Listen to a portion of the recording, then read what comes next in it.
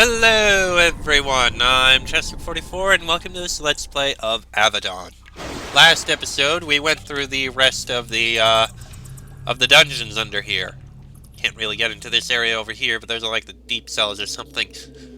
We managed to kill the rest of the prisoners that had escaped and that we could find, but unfortunately one of the four we were sent to find escaped. Sadly. Can't do anything about that. Now, it's time to go back up and report in. Oh! So that's what the place looks like. Oh. I'll need to find a way to get that information at some point. Oh well. You return to the main floor of Avadon, eager to report to Hart Miranda of the successful completion of your first mission. Your potential companions have returned to their quarters, waiting to be called back to duty. When in Avadon, you can visit your companions and speak with them. You can also access their inventories and change what items they have equipped. When you leave Avadon once again, you can choose who will come with you. Handy. Oh, and you leveled up too. Interesting. Sure, bring that up, and you know what? You bring melee training up as well. And since inventory can change, can put that there.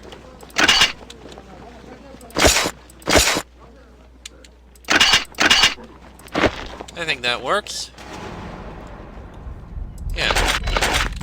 That makes working things very handy and easy and workable. Alright, let's go up this way, and we will report to Hart Miranda. Hart Miranda is still directing the workers and guards. She barks out, okay. The dungeons have been secured. You tell Hart Miranda what happened in the dungeons. She is furious, though happily not at you. The holding pen's empty. Tarkus gone.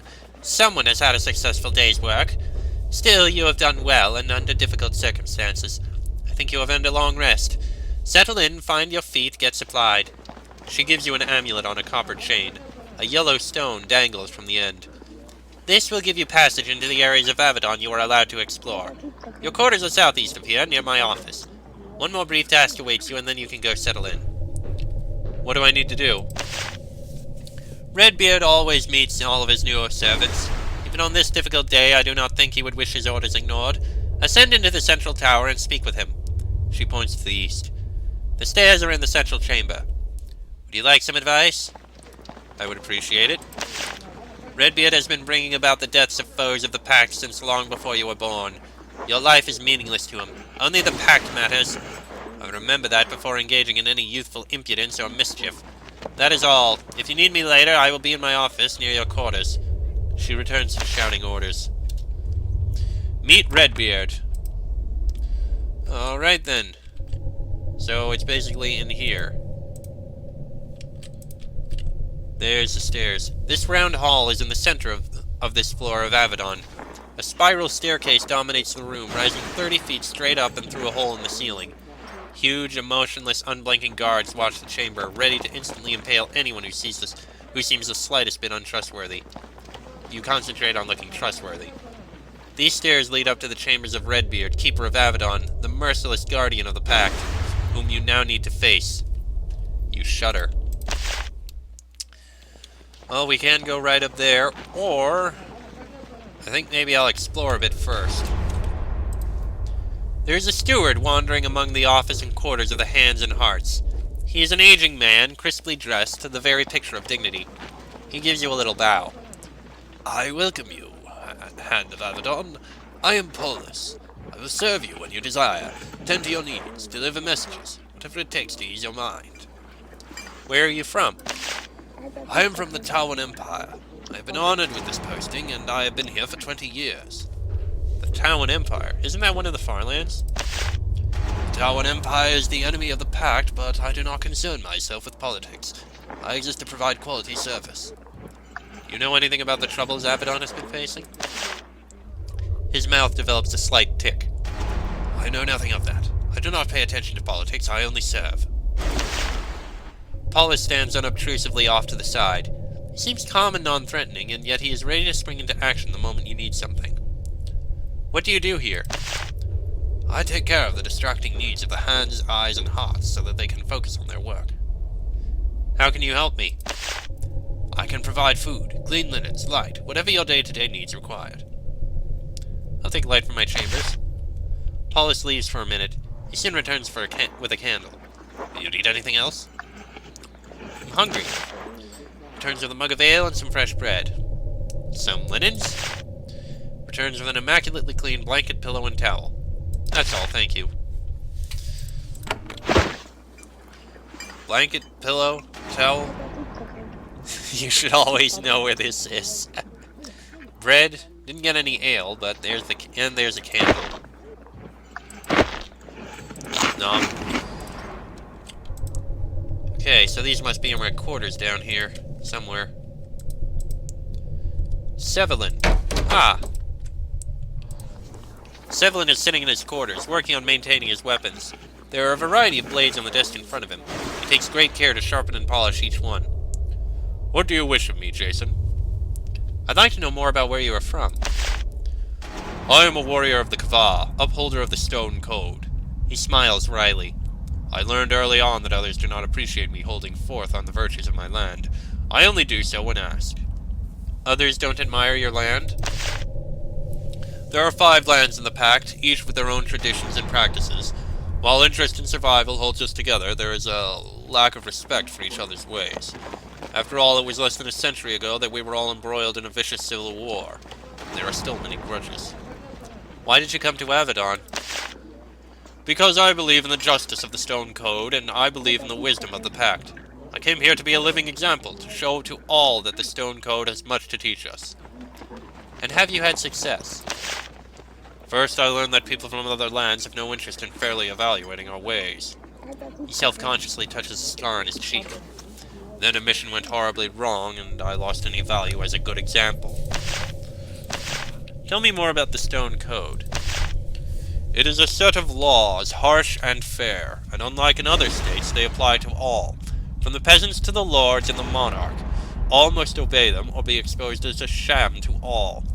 It is not like Avadon, where one man is the law and all fear him.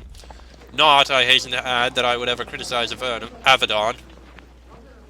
Can you give me an example of one of your laws? Of course. Consider theft. If a thief steals more than 10 coins worth of goods, the miscreant is brought before a judge to hear the facts of the case. If the judge finds guilt, other factors such as starvation or desperation are considered.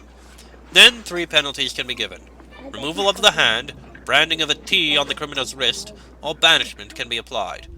Branding is most common. It is far from rare to see people, even nobles and young, with that telltale mark. Is that not harsh?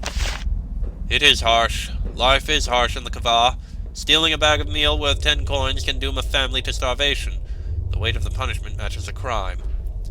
And how do regular folk know the laws? They are carved on stones in the middle of each village. Thus, the Stone Code. All are able to approach and see what they may and may not do. Another point in its favor, one that I have described to any who would listen.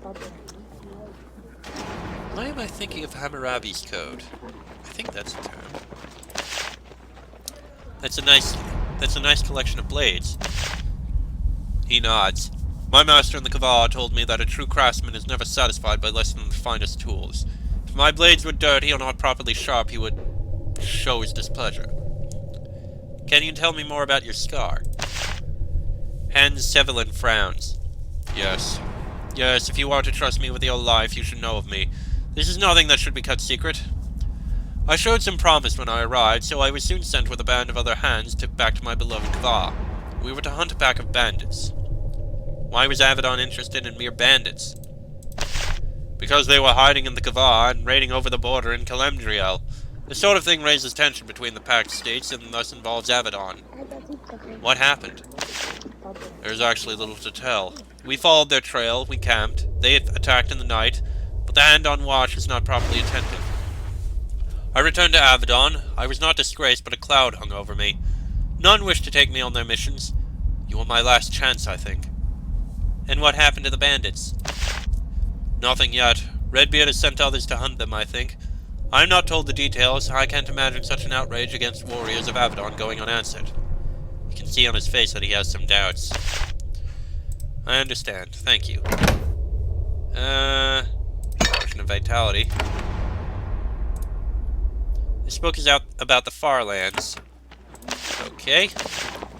The Far Lands are the small states and regions on the outer peninsulas and islands of Linnaeus. They are the old foes of, and now dominated by, the Midlands Pact. They are spread out around the edges of the known world and are not generally allied in any way. The main thing they have in common is many merry years raiding, invading, and just generally harassing the nations of the Pact. Some of these states are actual recognizable political entities, like the loose aggregation of tribes that form Svorgald, or the pitiful shreds of the Tawan Empire. Other far lands are true barbarian territories, like the Titan Peaks or the Wretchlands, harsh, wild territory occupied by monsters and savages that are not worth the effort to tame them. And then there is the corruption that is simply too bizarre for description. One of the primary reasons for the Pact to exist at all is to provide a united front against the Far Lands, and to control them as much as possible using diplomacy and harsher methods. The Pact rules Linnaeus based on two principles: open arms within, and the stone wall beyond. Inspection cells. That's a concerning name. Well, here's my quarters. I think. Oh no, that's Miranda's office. This book is about Avadon. The mighty fortress of Avadon is both place and symbol. It represents the Pact and everything it is willing to do to survive. Everyone in Linnaeus fears Avadon, its warriors and assassins. The attention of Avadon can be lethal. There is nothing its agents will not do to maintain the stability of the Pact. The Black Age, a brutal civil war that lasted over 30 years, showed that the 5 nations of the Pact had little in common beyond their desire for safety. They could hang together, allied and strong, but there had to be a force counteracting those who would pull it apart. Thus, the Keep of Avadon. It has one master, selected by Hanvar's council, who rules for life. But considering how many enemies that master makes and how many assassins he or she attracts, that life can be shortened dramatically. Avadon stands independent from the council. It is its own law. The council and individuals can petition it for aid, but it primarily watches on its own for threats to the stability of the Pact, inside and out. A leader rises in the Far Lands who might rise to true power. He disappears. A brigand in the Kava who is angering Hulklanda by raiding over the border. She is stopped. Even members of Hanvar's council itself can be removed, jailed, or even killed. They attempt to do serious harm to the stability of the Pact. Many fear and hate Avadon, not trusting it with the power it holds. Many grudges remain for the Black Age, but few are acted upon. A wise master of Avadon knows that humility is absolutely necessary. After all, assassins are always waiting to be sent. It's very interesting, this codex that we happen to have, and the information we gain from it. I will probably be reading all of it, but still, it's interesting. Okay, there's this gate. What's down here? The moment you enter this dome, your hair stands on end. There is a portal in the magic circle to the south. It is a doorway made of raw magical energy, maintained in a delicate balance of power by the wizards of Avadon. Through the doorway, you can see an arid landscape. There are thickets of cacti in the distance. It is miraculous. With one step, you can take a month's journey. Well, we're not going to use that portal. Also, we can basically leave these things on the ground here. We don't need them. Oh, this cloak, though. You could use a cloak. There we go. Alright, what's this say? The Kava. Ah, good. The Kava is a member of the Midlands Pact, a nation of harsh people in a harsh landscape. Maintaining life on its wide expanses of scrubland and rocky plains was difficult enough even before dealing with constant raids from wretches and the barbarians of Svorgald, so the Emperor of the Kava leaped at the chance to join Hanvar's alliance. Those outside the Kava often joked that this land is two things: their emperor and a bunch of rocks. This is pretty close to the truth. It is true that the Kava is primarily a hereditary monarchy. Each dynasty leads absolutely until it is disposed by some violent civil war or other. But the Kava is also ruled by the Stone Code. This is a code of laws first written a millennium ago and greatly expanded since. These laws provide the structure of life in the Kava. Even the Emperor must obey them. A leader who ignores the Stone Code is seen as power mad and faces destruction. The core of the Stone Code can be found in the middle of every city and village in the Kava, carved into 4 pillars of rock, there for all to see. Actually, there is a lot of the code that is written on papyrus. The Stone Code grew too large to be practically carved onto stone about 5 centuries back. However, the core principles of the code are always visible, and that is what is important. The Stone Code is a harsh set of laws. There are a lot of punishments, many gruesome, and few outlets for pardon. But it applies to all, rich or poor, mighty or humble, and it has given structure to life in the Kava for centuries.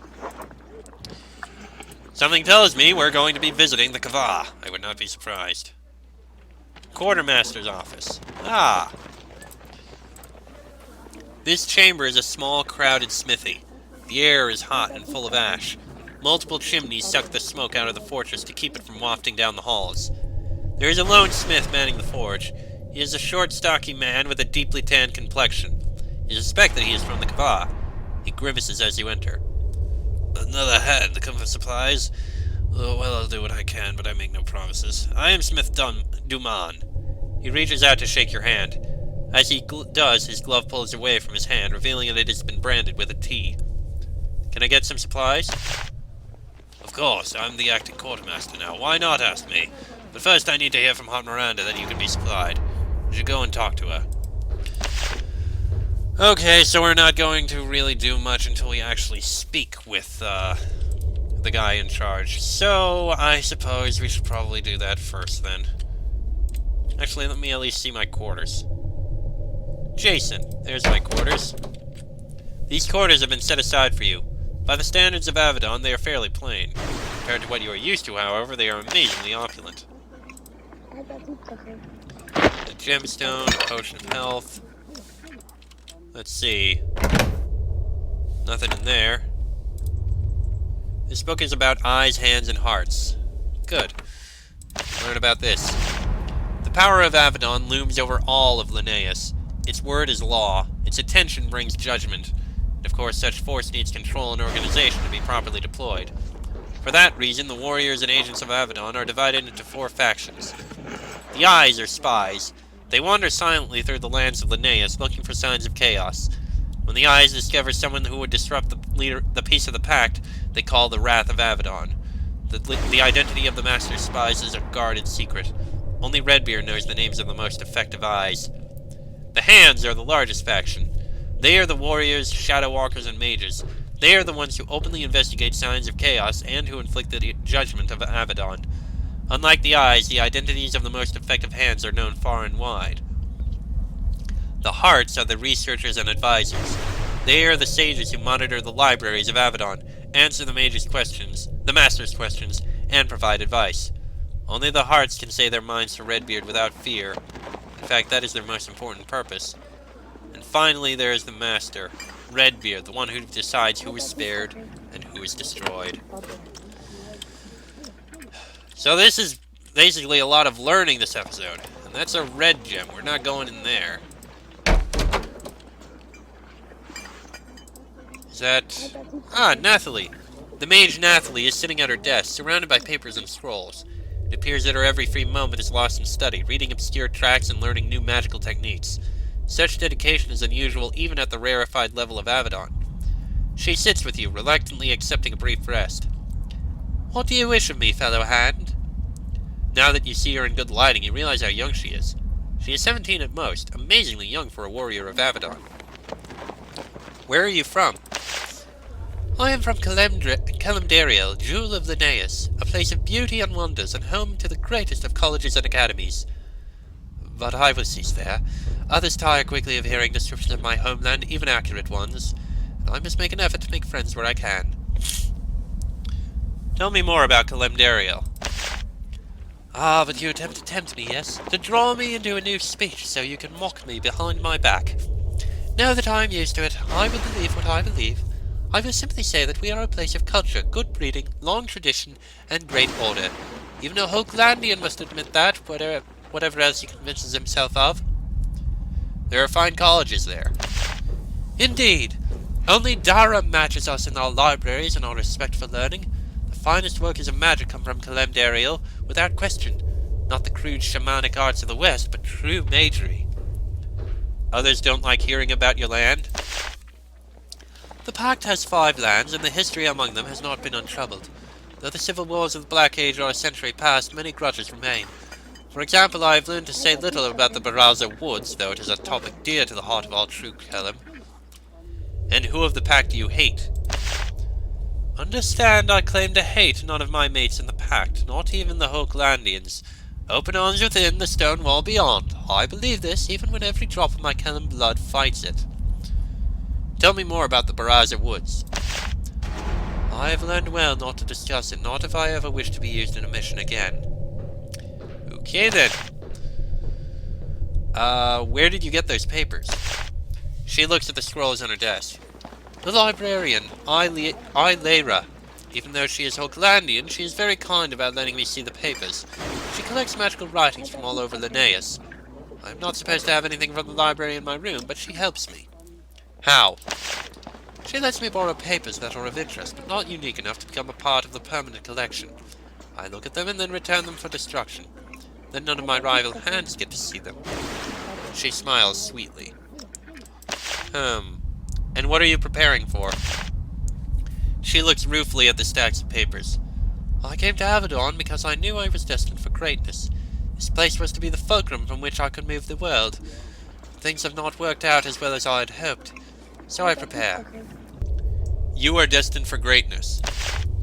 I am. I am tired of concealing it. It was clear from the time I could walk. My mastery of magic is deep within me. I was the youngest student in the history of the academy. At times I even taught my teacher.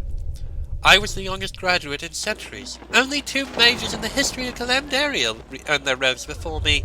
Only 3 received a true staff sooner. My innate talent is clear. Everyone recognizes it but Avadon. That seems impressive. She seems slightly embarrassed by your outburst. I apologize. Such words only get me in trouble, and yet I must say it from time to time so I do not forget it. So you came to Avadon? Of course. Avadon is the true power in Linnaeus. When I looked at myself honestly, looked at the potential I had been given, I knew that it was the one place where I could truly live up to what I should do. What happened once you were here? I was accepted, of course, as I knew I would be, and then I was not used. I was treated as a mere apprentice, given lessons in skills I had mastered years before. Even tried to make me an eye. I pushed for more to do whenever I could, and so I made enemies of those I most relied upon to use me. But I am patient. I will show my true worth. Why didn't they use you?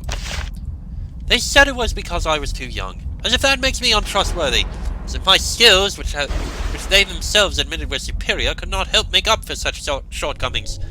And perhaps there was envy there as well, and fear. I would not guess what was happening in their minds. You have enemies now? Well, that might be a strong word. Perhaps at times I pushed too persistently to be allowed to serve. Perhaps I irritated Aunt Miranda more than was wise. So they mock me. It's no matter, they will learn. I will study, and I will show them. Bit of an ego there, Natholi. Bit of an ego. Might want to temper that down a bit. Well, there's some coins. That's worth selling. And here. This book is about Calendario. Excellent. Let us learn of Calendario. The people of Calendario have the most advanced, sophisticated culture in all of Linnaeus. They take great pains to make sure that nobody ever forgets it. Their food, their music, their literature, all have a complexity and quality unknown outside any state but perhaps Dharam. Calendario's culture is a subtle melding of the customs of all of the peoples who have invaded it over the centuries. Because of the breadth of its lands and difficulty defending them, Calendario has rarely been able to hold off an invader. Instead, it takes the hordes in, seduces them with their way of life, and in the end assimilates them. But this has long been a painful and trying process with much death and devastation, and thus the current rulers of Calendario had no difficulty deciding to join the pact when membership was offered. In the centuries since, some things changed in Calendario. Like their military, which has grown far stronger, and their ruling nobles, who have in their new safety engaged in baroque political struggles, court intrigues, and campaigns of quiet assassinations. The culture, on the other hand, remains. A bit stagnant and codified, perhaps, but still the envy of the known world. Few are as pleased with the security of the Midlands Pact as the people of Calendario. Their constant attitude of superiority frequently causes anger, but rarely violence. Only their lasting argument with Hochlandia over the ownership of the contested Baraza Woods threatens to erupt into violence. I need to take a better look at that map when I get a chance. That said, To explore the other half of this place, which I'm pretty sure is pretty large, and I don't even know if I can explore any further to the east here. Avadon has an enormous workshop where weapons, armor, and magical trinkets are produced and maintained by a skilled cadre of crafters. The smoke is thick, and the raw power in the air makes your hair stand on end. To the south, you can see Craftmaster Nicodemus. Happily, there are no wolves with him this time. He holds a delicate ring on an anvil with a pair of tongs and taps it carefully with a large hammer. And this area is huge. Can't go in there. This is the southeast corner. It's locked, and it's locked. Can't see what's in there. Craftsmaster Nicodemus has several young assistants. They do simple crafts, help him to test his inventions, and try to avoid being accidentally incinerated. You notice that his helpers spend most of their time in this half of the workshop. When the craftmaster needs to test something, he tends to grab the first person he sees. As you know all too well. And that leads downstairs to I don't know where. Interesting. I think we'll have to look in here some other time. Not now. Need lockpicks to open that. Okay, what does this say? Dharam! Another location. Dharam is the easternmost member of the Midlands Pact. It crawls up most of the eastern coast of Linnaeus. It is a sea power. Its merchant fleets can be found in all four seas, north, south, east, and west. Dharam, despite its awkward location, is a hub for goods and ideas of all the lands of Linnaeus. Dharamites are a pleasant, tolerant, philosophical people, loving long conversations, leisurely meals, and an absence of warfare. They were the first to fully subscribe to the idea of forming the Midlands Pact, especially since it gave them at last protection from the constant flow of vicious raiders from Svorgald. The people of Dharam have a very unusual way of selecting leaders, one that makes the other lands of Linnaeus see them as quite eccentric. All of Dharam is split up into bands, groups of people between 500 and 1,000 strong, divided up by village or neighborhood. Every 5 years, the bands gather for a speaking, where they choose a speaker. The speaker is the one who has the support of the largest number of members of the band. Then the speakers gather in groups, and each of these groups chooses a single member to represent it. This process continues upwards until a council of about 10 or 15 honored Dharamites is assembled to lead the nation for the rest of the 5-year period. Thus, in a very real sense, even the poorest and lowliest has a voice in selecting the highest powers in Dharam. It's a very strange practice. Fortunately, it has shown few signs of infecting the other states of Linnaeus. Sounds a little diplomatic. Once again, you approach Craftmaster Nicodemus. You feel a bit safer this time, as he doesn't have any mad, twisted wolves with him. He sets his hammer aside and nods to you. I see that you have settled in. Now you are here to receive supplies, yes? That's my purpose in life. He smiles. I am here to protect the hands. How can I help you? Can I get supplies from you? Of course, as soon as Hart Miranda lets me know that you are entitled. You might wish to speak with her. Now excuse me. Okay, so I should probably stop around now. Ooh, hold on, actually. Ooh, boots. Leather boots.